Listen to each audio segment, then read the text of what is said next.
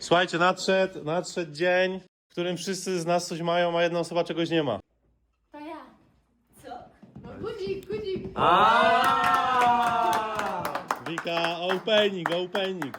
Że już ma 200 000 na YouTubie, to dopiero otwiera przycisk za 100. Ja już się bałem, że nie wiem, że coś się wydarzyło, znowu będę musiał płacić kary jakieś czy coś. Bez kitu. Powinieneś płacić karę, bo mi zamówiłeś ten przycisk po miesiącu, jak cię prosiłam. Oj, no bo tak wyszło, no. Ale kiedyś te przyciski bardzo długo przychodziły.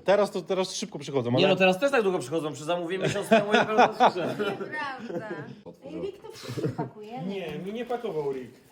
Mi pakował chyba Rick. Rick? Zajebiście. Ten Rick tak, Jezu, znowu na ten Grove Street do Friends coś muszę pakować. Brawo! Gratulacje. Ale już mam 200. Gratulacje, już Gratulacje. wiecie. Trochę mi to zajęło, ale mam w końcu.